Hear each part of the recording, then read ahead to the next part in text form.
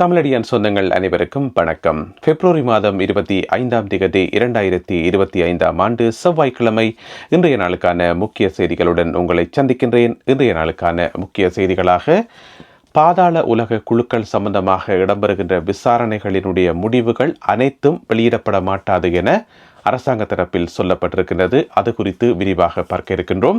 இராணுவத்திலிருந்து தப்பியோடியவர்களை கைது செய்வதற்கான உத்தரவு பிறப்பிக்கப்பட்டுள்ளது. அது குறித்த சில மேலதிக விவரங்களை பார்க்க இருக்கின்றோம். அத்துடன் யாழ்ப்பாணத்திலிருந்து கிளிநொச்சிக்கு கடத்தி வரப்பட்ட 490 கிலோ கேரளா கஞ்சா கைப்பற்றப்பட்டுள்ளமை மிக பெரும் அதிர்வலைகளை உருவாக்கியுள்ளது. அது குறித்த செய்திகளை பார்க்க இருக்கின்றோம். புதுக்குடியிருப்பு பகுதியில் இடம்பெற்ற ஒரு துயர சம்பவம். வீதி விபத்தொன்றிலே 3 பிள்ளைகளினுடைய தாயார் ஒருவர் உயிரிழந்திருக்கின்றார். அது குறித்த செய்திகளையும் பார்க்க இருக்கின்றோம். அத்துடன் கணேமுல்ல சஞ்சீவவின் கொலையுடன் பிரதி பொலிஸ்மா அதிபருக்கும் தொடர்பு உள்ளது என உதய கம்மன்பில சொல்லியிருக்கின்றார். அது குறித்த செய்திகளையும் பார்க்க இருக்கின்றோம். இந்த செய்திகள் உட்பட இன்று ஒரு முக்கியமான கேலி சித்திரம் இருக்கிறது. ஜனாதிபதி அனுரகுமார திசாநாயக்க அவர்கள் பற்றி ஒரு ஆழமான கருத்தை கொண்ட ஒரு கேலி சித்திரம். எனவே எல்லாவற்றையும் தொகுத்து இந்த காணொளியில் பார்க்க போகின்றோம். வாருங்கள் காணொளிக்குள் போவோம். யாழ்ப்பாணத்திலிருந்து கிளிநொச்சிக்கு ஒரு லொரி ஒன்று போய் கொண்டு இருக்குது. அந்த லொரியில 490 கிலோ கேரளா கஞ்சாவை நூதனமான முறையில் மறைச்சு எடுத்துக்கொண்டு போனவையாம். அது சம்பந்தமாக வெளிவந்திருக்கிற படத்தை பார்த்தீங்கன்னு சொன்னால், இப்போ நீங்கள் திரையில பார்க்குறீங்க. இந்த படத்தை பார்க்கக்குள்ள நூதனமான முறையில் மறைச்சு எடுத்துக்கொண்டு போன மாதிரி தெரியல. அதோட 490 கிலோவை இப்படி மறைச்சு கொண்டு போகிறது எப்படியோ கொண்டு போயிருக்கணும். போலீஸும் குற்றப்புலனாய்வு பிரிவினரும் மறைச்சிருக்கணும். பரந்தல்ல வச்சு மறைச்சு லொரியை செக் பண்ணி பார்த்தா உள்ளுக்குள்ள 490 கிலோ கேரளா கஞ்சா. அதாவது போலீஸுக்கும் குற்றப்புலனாய்வு பிரிவுக்கும் ஏற்கனவே தகவல் கிடைச்சிட்டுதான் முதலே இந்த லொரி வருது, அந்த லொரிக்குள்ள இன்ன சாமான் இருக்குன்னு சொல்லி அதனால தெரிஞ்சு கொண்டு தான் மறைச்சிருக்கணும். உள்ளுக்குள்ள இருந்து தகவல் கிடைச்சிருக்குது. அதனுடைய மொத்த பெறுமதி பார்த்தீங்கன்னு சொன்னா 6 கோடிக்கும் மேலேயாம். எனவே 6 கோடிக்கும் மேற்பட்ட கேரளா கஞ்சா எப்படி முதல் யாழ்ப்பாணத்துக்கு வந்தது, எப்படி யாழ்ப்பாணத்திலிருந்து கிளிநொச்சிக்கு எங்க போனது, யார் யாருக்கு சப்ளை பண்ண போயினம்ன்றது மிகப்பெரிய கேள்விக்குறி. இப்போ இப்படித்தான் நடந்து இருக்குது. எனவே நல்ல காலம் இது இப்போ பிடிபட்டது. இல்லாட்டி எத்தனையோ பேட்ட வாழ்க்கையை நாசமாக்கி இருப்பினோம். எனவே லொரி சாரதியும் அவருடன் சம்பந்தப்பட்ட இன்னும் ஒருவர் இப்போ கைது செய்யப்பட்டிருக்கிறார்கள். அவர்கள் மேல நடத்தப்படுற விசாரணைகளை அடுத்து இதுக்கு பின்னால் இருக்கிறது யார், இவ்வளவு கேரளா கஞ்சா நாட்டுக்குள்ள கொண்டு வரத்துக்கு பின்னணியில் இருந்தது யார், இது யாருடைய பிசினஸ் என்பது போன்ற சகல விவரங்களும் வெளிவரும். எனவே விசாரணைகள் தொடர்ந்து இடம்பெற்று வருவதாக போலீசார் தெரிவித்துள்ளார்கள். முல்லைத்தீவு புதுக்குடியிருப்பு பகுதியில் ஒரு துயரமான சம்பவம் பதிவாகியுள்ளது. நேற்று மாலை இடம்பெற்ற வீதி விபத்தில் 3 பிள்ளைகளின் தாயார் ஒருவர் உயிரிழந்திருக்கின்றார். 35 வயதுடைய அந்த தாயார் விபத்திலே சிக்கி பின்னர் மருத்துவமனையில் அனுமதிக்கப்பட்டு உயிரிழந்திருக்கின்றார். என்ன நடந்திருக்குன்னு சொன்னா, கணவன், மனைவி, மற்றது அவைண்ட 6 மாத பிள்ளை, இந்த 3 பேரும் என்ன செய்திக்கணும்னு சொன்னா, புதுக்குடியிருப்பு பகுதியில் நடந்த ஒரு செத்த வீட்டுக்கு போயிருக்கணும். செத்த வீட்டுக்கு போயிட்டு ஒட்டுசுட்டானுக்கு திரும்ப வந்தோன்னு தெரிக்கணும். புதுக்குடியிருப்பு ஒட்டுசுட்டான் வீதியில. அப்ப வீதியில வந்தோன்னு கேட்குள்ள குறுக்கால குரங்கொண்டு பாஞ்சிருக்குது. அப்ப எதிர்பாராத விதமாக குரங்கு பாஞ்சதால கண்ட்ரோல் பண்ண முடியல. அப்ப மோட்டார் சைக்கிள் ஆக்சிடென்ட் ஆகி அந்த பெண்ணுக்கு குடும்ப பெண்ணுக்கு தலையில பலத்த காயமடைந்து பின்னர் புதுக்குடியிருப்பு மருத்துவமனையில் அனுமதிக்கப்பட்டு பிறகு முல்லைத்தீவு மாவட்ட வைத்தியசாலைக்கு மாற்றப்பட்டு சிகிச்சை பலன் இல்லாமல் அவர் உயிரிழந்திருக்கின்றார். இது ஒரு துயரமான சம்பவம். ஏனென்று சொன்னா, எத்தனையோ பேர் வாகனங்களை ஓட தெரியாம ஓடி, தறிகட்டத்தனமாக ஓடி, கொண்ட மரங்கள்ல மோதி தங்களுடைய முடிவை தாங்களே எழுதுறாக்கள் இருக்கணும். எனவே அவைகளோட ஒப்பிட்டு பார்க்கக்குள்ள இது உண்மையிலே துயரத்துக்குரியது. ஏனென்று சொன்னா, ரோட்டால போய் கொண்டு குறுக்கால எந்த நேரத்தில் மிருகங்கள் வரும், மாடு வருமா, குரங்கு வருமானு சொல்லி எங்களுக்கு தெரியாது. இதே பிரச்சனை இந்த வளர்ந்த நாடுகள், வெளிநாடுகளில் இங்கே உதாரணமாக இங்கே யூகேல கூட இந்த பிரச்சனை இருக்குது.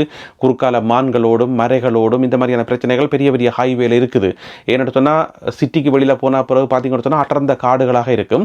அந்த காட்டு பகுதிக்குள்ளே போகிற நெடுஞ்சாலையில் போய்க்குள்ள உண்மையிலே பயங்கர ஆபத்தெல்லாம் இருக்குது. கவனமாக போகணும். இப்படியான விபத்துக்கள் தவிர்க்க முடியாதவை மற்றும் துயரமானவை. எனவே நேற்றைய விபத்தில் உயிரிழந்த அந்த குடும்ப பெண்ணினுடைய பேர் அகிலன் தனுஷியா, வயது 35 என சொல்லப்படுகின்றது. எனவே உயிரிழந்தவருக்கும் அவருடைய குடும்பத்தினருக்கும் எங்களுடைய அனுதாபங்கள். கடந்த திங்கட்கிழமை பாராளுமன்றத்தில் சமர்ப்பிக்கப்பட்ட வரவு செலவு திட்டத்தின் மீதான 2ஆம் வாசிப்புக்கான வாக்கெடுப்பு இன்று செவ்வாய்க்கிழமை மாலை 6 மணியளவில் இடம்பெற இருக்கிறது. உங்களுக்கு தெரியும், கடந்த திங்கட்கிழமை ஜனாதிபதி அனுரகுமார திசாநாயக்க அவர்களால் தேசிய மக்கள் சக்தி அரசாங்கத்தினுடைய முதலாவது வரவு செலவு திட்டம் பாராளுமன்றத்திலே சமர்ப்பிக்கப்பட்டது. பின்னர் மறுநாள் செவ்வாய்க்கிழமையிலிருந்து நேற்று திங்கட்கிழமை வரை இந்த வரவு செலவு திட்டம் மீதான இரண்டாம் வாசிப்பு தொடர்ச்சியாக இடம்பெற்று வந்தது. அதுக்கிடையில் நாட்டில் நடந்த பல சம்பவங்கள் காரணமாக நாங்கள் பாராளுமன்றத்தில் என்ன நடக்குதுன்றே மறந்து போனோம். தொடர்ச்சியாக பாராளுமன்ற உறுப்பினர்கள் எல்லோரும் அதை பற்றி விவாதித்துக் கொண்டு வந்தார்கள், கருத்து சொல்லிக் கொண்டு வந்தார்கள். ஆனால் வெளியில் பார்த்தீங்கன்னு சொன்னால் நிறைய பரபரப்பான சம்பவங்கள் நடந்து கொண்டிருந்த காரணத்தால் நாங்கள் அதை பற்றி பெருசாக ஆழமாக கவனிக்கல.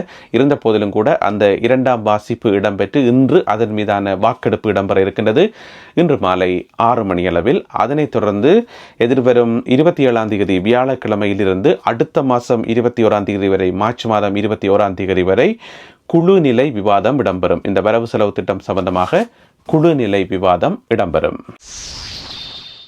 இராணுவத்திலிருந்து தப்பியோடிய அனைவரையும் கைது செய்வதற்கான உத்தரவை பிறப்பித்திருக்கின்றார் பாதுகாப்பு செயலாளர் சம்பத் தூயகொந்த அவர்கள். இது சரியான தாமதமான நடவடிக்கை. இருந்த போதிலும் கூட பரவாயில்லை, இப்பயாச்சும் அதை செய்யணுமே என்றது. ஏனென்று சொன்னால் இராணுவத்திலிருந்து தப்பியோடின அனைவருமே கைது செய்யப்படணும். அவ்வளோ பேரும் கைது செய்யப்படணும். முதல் வேலையாக எல்லாரையும் கைது செய்து அவையில் வச்சிருந்த ஆயுதங்களுக்கு என்ன நடந்தது என்று சொல்லி விசாரிக்கணும். அந்த ஆயுதங்களை தூக்கி எங்கே போட்டவே, யாருக்கு வித்தவே, ஏலத்தில் வித்துச்சினமா அல்லது ஃப்ரீயாக கொடுத்துச்சினமா, அதை என்ன செய்தவே என்று சொல்லி முதல் கட்டமாக விசாரிக்கணும். அது முதலாவது வேலை. 2வது வேலை என்று சொன்னால் கைது செய்யப்படும் அனைத்து இராணுவத்தினருக்கும் பயிற்சி வழங்கப்படணும். என்ன பயிற்சி என்று சொன்னால் இந்த புனர்வாழ்வு வழங்கப்பட வேணும். ஏனென்று சொன்னால் முன்னாள் இயக்க போராளிகள் இருக்கிறதா, முன்னாள் போராளிகள் அவர்களுக்கு புனர்வாழ்வு வழங்கி அவர்களை விடுதலை செய்து போட்டு இன்ற வரைக்கும் அரசாங்கம் அவர்களை கண்காணித்து கொண்டு தான் இருக்குது. அவர்கள் சமூகத்தில் எப்படி செயல்படினோம், ஏதாவது அவர்களால் ஆபத்து இருக்கா, அவர்கள் குழுவாக சேர்ந்து ஏதாவது செய்த போயினமான்னு சொல்லி ஒரே கண்காணிப்பு. இப்போ வரைக்கும் நேரடியாகவோ மறைமுகமாகவோ ஒரு கண்காணிப்பு இருந்தும் இருக்கும். அப்படி இருக்கும்போது எப்படி இராணுவத்திலிருந்து தப்பியோடினாக்களை ஃப்ரீயாக விடுவீங்கள்? அது உண்மையில சரியான ஆபத்தானது. ஏன்னு சொன்னால் இராணுவ பயிற்சி எடுத்து இராணுவத்தில் இருக்கிறதுக்கும் பிறகு சமூகத்தில் சாதாரண மனிதர்களாக வாழ்றதுக்கும் நிறைய வித்தியாசங்கள் இருக்குது. எனவே கட்டாயம் அவர்கள் அனைவருக்கும் புனர்வாழ்வு அளிக்கப்பட வேணும். எனவே அனைத்து முன்னாள் இராணுவ வீரர்களும் கைது செய்யப்பட்டு, அதாவது தப்பியோடின அனைவரும் கைது செய்யப்பட்டு அவர்களுக்கு புனர்வாழ்வு அளிக்கப்பட்டு அதுக்கு பிறகும் கூட அவர்கள் மீதான ஒரு கண்காணிப்பு இருக்கணும். எப்படி முன்னாள் போராளிகளை இப்போ வரைக்கும் கண்காணித்து கொண்டிருக்கிறீங்களோ அதே மாதிரி முன்னாள் இராணுவத்தினரையும் கண்காணிக்கணும். ஏன்னு சொன்னால் எந்த விதமான பிரச்சனைக்கும் போகாமல் தாங்களும் தங்கடபாடமா வாழ்ந்தோன்றிருக்கிற முன்னாள் போராளிகளையே இப்ப வரைக்கும் கண்காணிச்சு கொண்டிருக்கிறீர்கள். அப்படி இருக்கும்போது முன்னாள் இராணுவ வீரர்களை கண்காணிக்க கூடாதா? கட்டாயம் கண்காணிக்கணும். கணேமுல்ல சஞ்சீவவின் கொலையுடன் பிரதி பொலிஸ்மா அதிபருக்கு தொடர்பு இருக்கு என்று சொல்லியிருக்கிறதாரு பார்த்தீங்கன்னு சொன்னால் உதய கம்மன்பில ஏதோ ஒரு கட்சி வச்சுக்கிறார். அதனுடைய தலைவர் தான் அவர். இடைக்கிட இந்த மாதிரியான கருத்துக்களை சொல்லிட்டு போவார். என்ன சொல்லியிருக்காருன்னு சொன்னால் அவர் சொல்லிக்கிறதுல ஒரு லொஜிக் ஒன்று இருக்குது. என்னென்று பார்ப்போம். என்னென்னா இந்த கணேமுல்ல சஞ்சீவ் இருக்கார் தானே, போன புதன்கிழமை சுட்டுக் கொல்லப்பட்டவர். அவருக்கு கம்பஹா நீதிமன்றத்தில் ஒரு வழக்கு ஒன்று இருந்தது. ஆனால் இறுதி நேரத்தில் அந்த வழக்கு நிறுத்தப்பட்டு ஸ்கைப்புக்குள்ளாக அவருக்கு வழக்கு விசாரிக்கப்பட்டது. என்று சொன்னால் அங்க வச்சு அவரை கொல்றதுக்கான திட்டம் தீட்டப்பட்டது என்று சொல்லி போலீஸுக்கு தகவல் கிடைக்குது. அப்ப பிரதி பொலிஸ்மா அதிபர் தலையிட்டு அந்த வழக்குக்கு போறதை தடுத்து விட்டிருந்தவர். அப்ப அங்க தடுக்கப்பட்டவர் பிறகு எதுக்கு கொழும்பு நீதிமன்றத்துக்கு கொண்டு வரப்பட்டவர் என்று சொல்லி இவர் கேள்வி கேட்கிறார். அது நியாயம்தான், அது நல்ல கேள்விதான். ஏன்னு சொன்னா கம்பஹா நீதிமன்றத்தில் வச்சு உயிருக்கு ஆபத்து என்று சொன்னா கொழும்பு நீதிமன்றத்தில் ஆபத்து இருக்காதா என்ன? இதுக்கு பின்னால உண்மையில நிறைய கதைகளும் நிறைய கேள்விகளும் இருக்குது. ஆனா அந்த கேள்விகளை கேட்கிற தகுதி உதய கம்மன்பிலக்கு இருக்கான்றது மிகப்பெரிய கேள்விக்குறி. ஏன்னு சொன்னா அவர்களுடைய கடந்த கால செயல்பாடு என்னன்றது எல்லாருக்குமே தெரியும். சரி, அது ஒரு பக்கம் இருக்கட்டும்.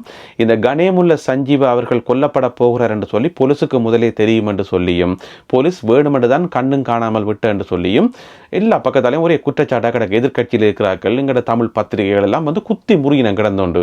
அதாவது அரசுக்கு முதலே தெரியும், போலீஸுக்கு முதலே தெரியும், ஏன் தடுக்கல என்று சொல்லி ஏதோ பெரிய மகாத்மா காந்தியை கோட்ஸை சுட்டு கொண்ட மாதிரியும் ஏதோ பெரிய உலக பெரிய தலைவரை சுட்டு கொண்ட மாதிரியும் அதை போலீஸ் கண்ணும் காணாமல் விட்ட மாதிரியும்.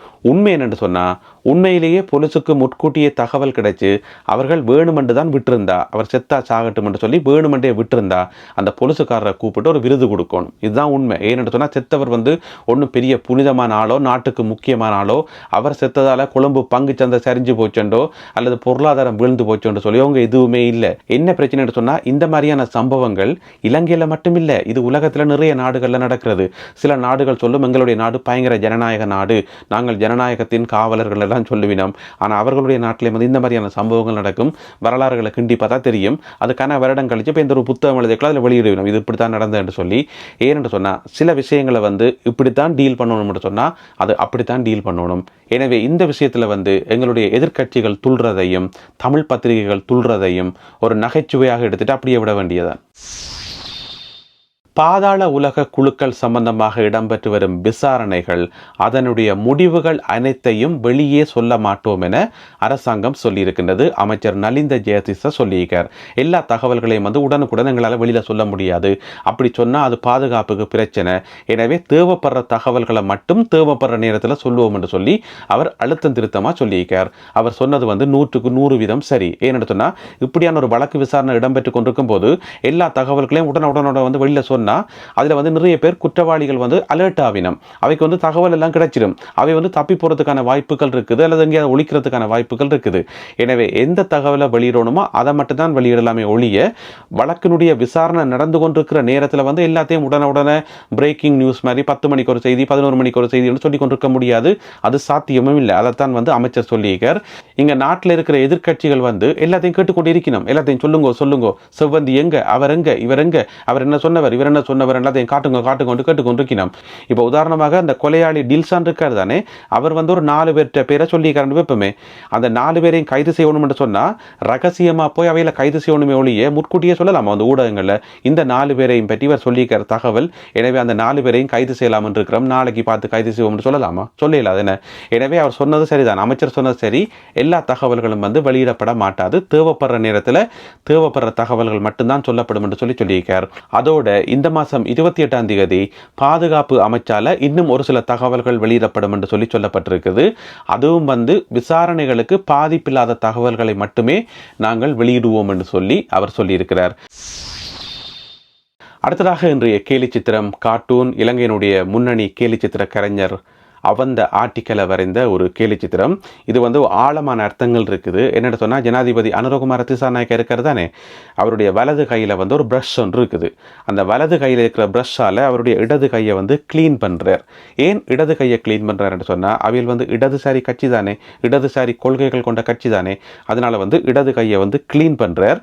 அப்படி க்ளீன் பண்ணிக்குள்ள வந்து அவருடைய கையில் ஒட்டியிருந்த நிறைய விஷயங்கள் வந்து கீழே விழுது. ஒன்று வந்து இடதுசாரிய சின்னங்கள், அந்த சிவப்பு கொடி, அந்த சிவப்பு கொடியை ஏந்தி நிற்கிற ஆக்கள் எல்லாரும் வந்து அவருடைய கையிலிருந்து கலண்டு கீழே விழினம், அவையில் விழினம் அல்லது ஜனாதிபதி கிளீன் பண்ணி அவையில் கீழே விழுத்துறார் என்ற அர்த்தத்தில் வந்து இந்த கேலி சித்திரம் வரையப்பட்டிருக்கிறது. இதுக்கு 2 விதமான அர்த்தம் இருக்கலாம் என்று சொல்லி நான் நினைக்கிறேன். ஒன்று வந்து இப்போ வரவு செலவு திட்டம் சமர்ப்பிக்கப்பட்ட போது எல்லாரும் சொன்னவே இது வந்து ஒரு இடதுசாரி அரசாங்கத்தால் சமர்ப்பிக்கப்பட்ட வரவு செலவு திட்டம் மாதிரியே தெரியல, பார்த்தா ஒரு வலதுசாரி அரசாங்கத்தால் சமர்ப்பிக்கப்பட்ட வரவு செலவு திட்டம் மாதிரி தான் இருக்குது. எனவே இவர்கள் வந்து தங்களுடைய கொள்கைகளை கைவிட்டு விட்டார்களா என்று சொல்லி கேள்வி கேட்கப்பட்டது. எனவே கொள்கைகளை கைவிட்டார்களோ இல்லையோ வரவு செலவு திட்டம் நல்லது தானே, அதுதான் எங்களுக்கு முக்கியம். சரி, அது ஒரு பக்கம் கிடக்கட்டும். எனவே வரவு செலவு திட்டத்தை எழுதும் போதே ஜனாதிபதி அனுரகுமார திசாநாயக்க அவர்கள் தன்னுடைய இடதுசாரிய கொள்கைகளை வந்து கைவிட்டுட்டார், இடது கையை வந்து கிளீன் பண்ணிட்டார் என்று சொல்லி அப்பயே சொல்லப்பட்டது. இதுக்கு இன்னும் ஒரு அர்த்தமும் இருக்கலாம் என்று சொல்லி நான் நினைக்கிறேன். என்னென்னு சொன்னால் இப்போ நாட்டில் வந்து சில முக்கியமான வேலைகள் செய்ய வேண்டி கிடக்கு. இந்த பாதாள உலக குழு எல்லாத்தையும் வந்து எல்லாரையும் கட்டுப்படுத்த வேண்டியிருக்குது, முன்னாள் இராணுவத்தை வந்து கைது செய்ய வேண்டியிருக்குது, நிறைய விசாரணைகள் செய்ய வேண்டியிருக்குது, கொஞ்சம் பேரை பிடிச்சி உள்ளுக்க போட வேண்டியிருக்குது. எனவே இப்படியான வேலைகளை செய்கிறதுக்கு ஜனாதிபதி அனுரகுமார திசாநாயக்க அவர்கள் கொஞ்சம் போர்க்கோலம் பூண்டா மட்டும்தான் அது சாத்தியம். இப்படியே இடதுசாரிய கொள்கைகளில் இருந்து கொண்டு அமைதியாக எல்லாரையும் பார்த்து சிரித்து கொண்டு அமைதியான முகத்தோட சாந்த சுரூபியாக வலம் வந்தால் இந்த மாதிரியான ஆக்களை வந்து ஹேண்டில் பண்ணவே முடியாது. எனவே அவர் கொஞ்சம் தன்னுடைய கொள்கையை விட்டு இறங்கி வந்து கொஞ்சம் இறுக்கமான நடவடிக்கைகள் எடுக்கணும், அல்லது கொஞ்சம் போர்க்கோலம் பூண்டாத்தான் இங்கே கொஞ்சம் பேரை வந்து கட்டுப்படுத்த முடியும் என்ற ஒரு அர்த்தம் இருக்குத்தானே.